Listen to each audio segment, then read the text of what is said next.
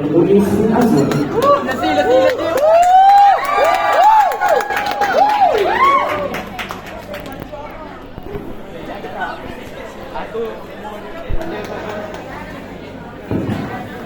Okey, Assalamualaikum dan selamat malam.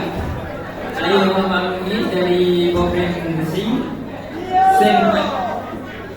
Manifesto saya adalah mengadakan pemeriksaan kesihatan secara percuma bagi memastikan kualiti kesihatan kepada pelajar dan mengadakan program kesedaran akan pemerhatian dari manifesto tersebut. Manifesto kedua, menyediakan peralatan sukan di kolej. Saya nak tambah peralatan sukan yang tiada dan perbaiki peralatan sukan yang rosak. Dan saya akan cari sponsor untuk buat jersey dekat sukan. Manifesto yang ketiga, membaik kolej fasiliti di asrama dan kolej. Asrama, kolej dan asrama. Contoh, ada pintu berlubang lah, dok pintu hilang lah. Saya akan tambah semua benda tu dan baik kolej semuanya. Itu saja dari saya. Sekian, terima kasih.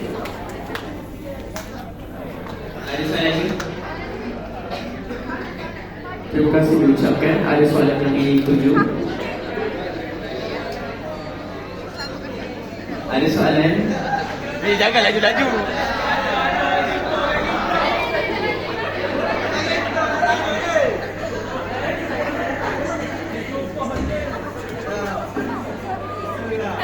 Okay, Assalamualaikum warahmatullahi wabarakatuh. Jadi soalan saya simple saja, soalan berkaitan dengan manifesto yang ketiga.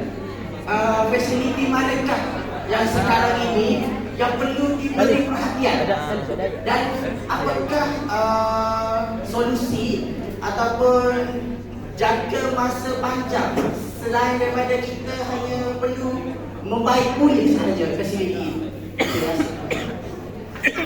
Okey, fasiliti yang saya akan baiki, kita start daripada tandas lah. Sebab tandas tu paling masalah setakat di asrama. Nak mandi susah lah, nak membuang pun susah. So kita akan start dari situ lah. Ada soalan lain?